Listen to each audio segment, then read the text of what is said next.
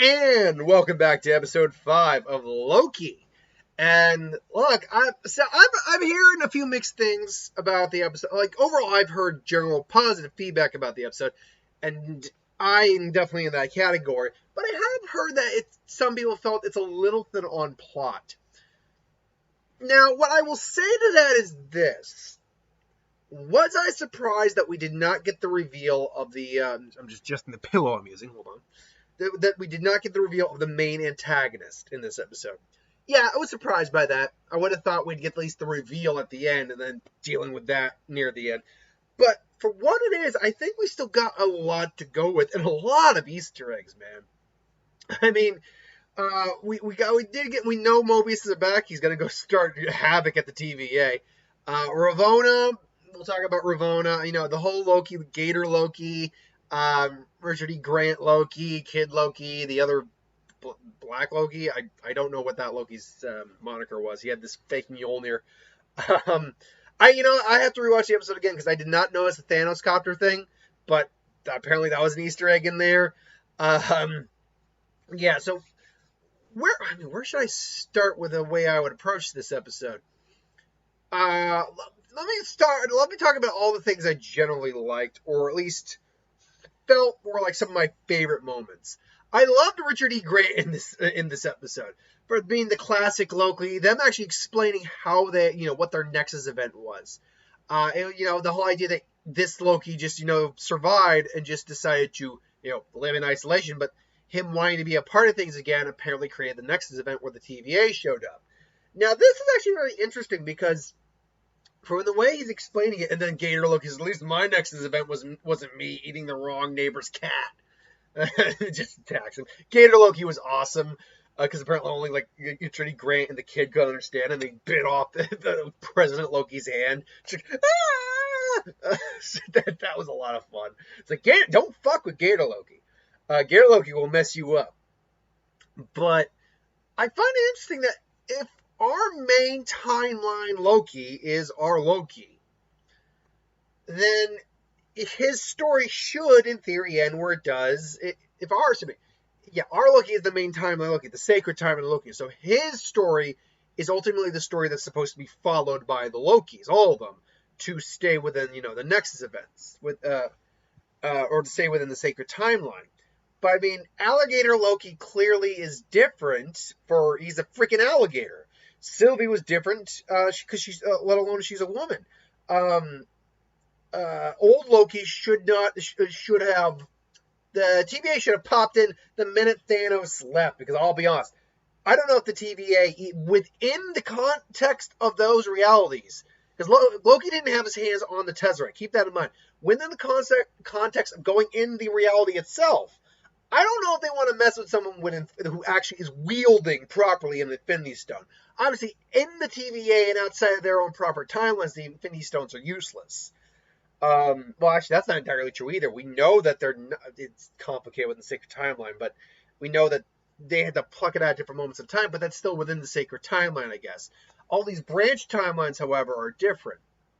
But yeah, so even if they decided to wait after Thanos booked it out of there, they should have been on him right from the beginning. So clearly, there's something else going. Clearly, it is a lie being told here. There's a huge lie being told, and we already know there's a huge lie being told here about the TVA, and probably what the real intention of the TVA actually is. But I really like it because Richard E. Grant, among the 4 of the Lokis we saw, 5 if you want to count President Loki, his is the only one we actually see you're really paying attention to the way he's acting, having a bit of a moment, having an arc a little bit, having a realization. Because you get that scene with him and Mobius later on where he's talking. He's like, so he's really sure he's not lying Long Kong, but then again, that would make him more Loki. You guys love the games within games. It's like, you're really going to die. He's like, I never believe it's time to, I can't remember exactly what he said, but it's like, I don't believe you can never change. And you see the look on Richard E. Grant's face. You see old classic Loki's the look on his face. And you can actually see him thinking about it. And then obviously, him and the kid go off. But then, I think my favorite moment of the episode really was him coming back and creating an Asgard illusion for Eliath, the giant smoke dog monster that eats, just consumes things. Um, and I love the fact that I love the whole line. They just starts laughing. He just goes, "Glorious purpose!" Ha! And it takes him out. But I like that because it's more like it's not just Loki repeating his words like "I am burning with glory." No, it's him. I think he's laughing. It's like, this was my glorious purpose.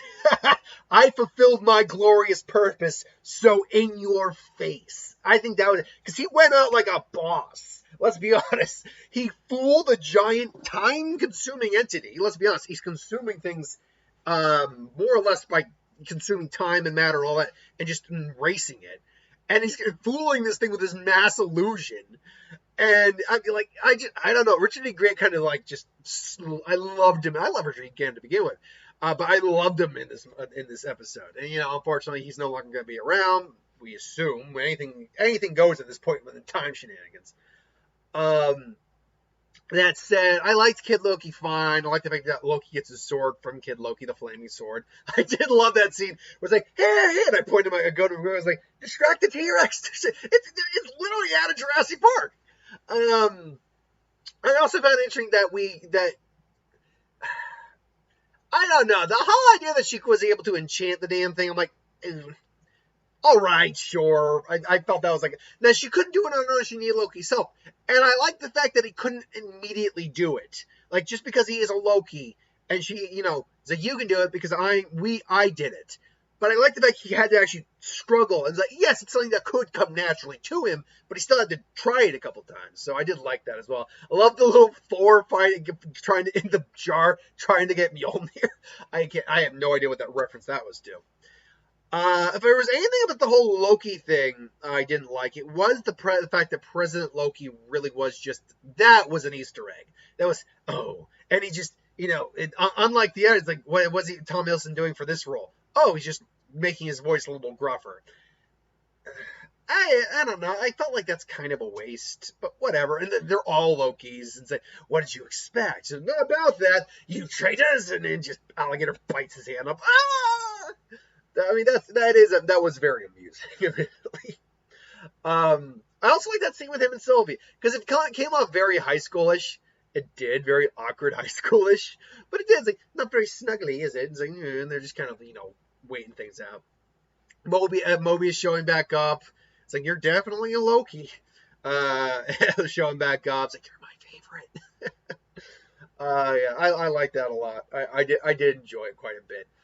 We did get a little information too from Ravonna about what actually happens. Is like when you prune something, it's like you can't actually destroy it, like time or whatever. Apparently, they just send it basically to the edge of time itself that's still being written. And Eliath, it's basically Goliath Latinate, I don't know, is basically kind of like the gatekeeper. He's the guard dog, as she basically said. So I did like that. I did find that interesting, and the fact that I realized pretty quickly she was going to prune herself, Sylvie, to get out of there. But the question still remains, what is going on with Ravonna? Because she even acknowledges, like, I'm as in the dark as you are on this. Like, I thought it was legit. So I've been lied to my whole life. So I'm like, okay, it's a reluctant alliance, but they're going to do it. But then she just turns her back on someone and like, no, I've been calling the guards and stuff like that, yeah. But she's still trying to figure shit out. So it's like, what was the point of you betraying her? Like, what? So, like, Ravonna is, like, so very... She's complicated, but I'll admit, not in a way that I'm overly enjoying. I'm not hating the character. I mean, I'm disliking her. Like, I still think she's firmly on the, at minimum, antagonist side. She's not the true villain. Definitely not. No, obviously not. But she's definitely an antagonist, and she's kind of an antagonist at this point for no reason. At this point, she's an antagonist for just no reason.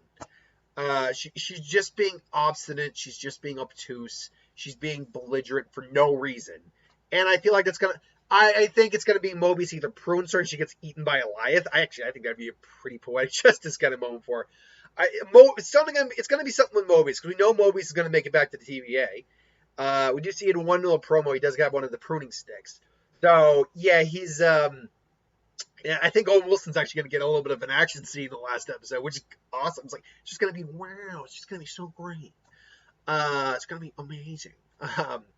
But yeah, I mean, look, to be fair, there was only a couple real big reveals, a lot of Easter, like fan service Easter egg stuff, and all that's great. But I can understand where someone felt it could be short on plot. I feel I can understand where someone could come off that way. Overall, though, I really enjoyed it. But let's talk about it still. Who ultimately do we think is the villain? Now, I had a theory about this yesterday, but my theory has changed a little bit because I have a theory within the theory. But the question ultimately still is it Loki? Is it the one who remains, who's basically the actual creator of the TVA and the comics, the timekeepers, all that? He basically exists at the end of time. Um, one who remains. Another Loki, or is it some other character we're going to find? Most likely, it's one of those three. Now, I'm going to ditch a Loki right off the list because honestly, it makes no sense that a Loki created the TVA. That just makes no logical sense or logistical sense. Now, if a Loki might be in charge of like the man behind the curtain who took over, imprisoned or killed whoever did do it, be it the one who remains or whatever, that makes more sense. But there's apparently was a good couple Easter eggs to Kang.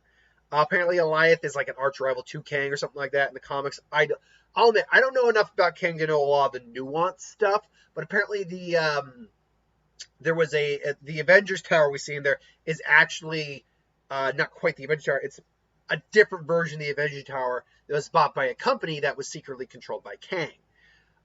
So it seems to be hinting a lot towards Kang.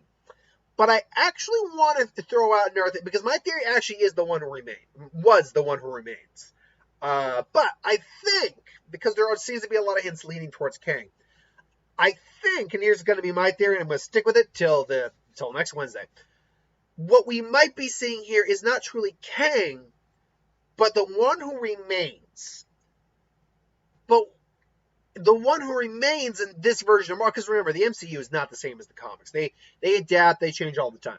What I think we're going to see is that the one who remains is the one who's behind us. They ultimately beat him, whatever, but he makes it out, and he is actually the one who becomes Kang. Like, the one who remains probably actually still has the name. Maybe his name is Kang. But he is the one who remains. But because of the incidents in Loki, the series, he's defeated. The Sacred Timeline goes into flux, whatever. Multiverse is about to happen. And he's now pissed, and he's coming back for vengeance. But he's now Kang the Conqueror. He's going to conquer things for himself now. It's like, oh no, I'm going to get back. I'm going to get back what I wanted, why I wanted it, all that. So I think what we might be seeing here is a blend of the two characters, starting out as the one who remains and ultimately turning into Kang the Conqueror. Now, obviously, this would also mean it's played by the same actor. So, who is the actor from Lovecraft Country? Hold on, Kang the Conqueror actor. Kang the Conqueror actor. MCU. Hold on, they'll give me the name. Oh, here he is. There you go. Nathaniel Richards. Movie Ant-Man and the Wasp: Quantumania. Who's playing him? What's the guy's name? Come on. Okay, I see his face right here. Hold on. Where's that?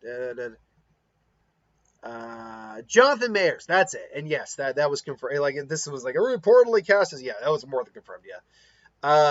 So yeah, it's going to be interesting to see what happens here. So my running theory is they're actually going to merge the one who remains and Kang the Conqueror into one character. That's what my theory is going to be on. But that being said, it is still just my opinion. Let me know in the comments below what you think. If you agree with that or if you disagree with that, let me know. But thanks for watching. Hope you enjoyed. Like, comment, share, subscribe. As always, if you want us to review something, put the comments below. Let us know. We'll do a review at some point. Hit that bell if you want to be notified. Until then, thanks for watching, and I'll see you folks later. Have a good one. Oh, and I should also note, Black Widow, I'll be seeing Black Widow later today with my girlfriend. We'll be, well, at least I'll be, on video for that when I get back. So, see you later.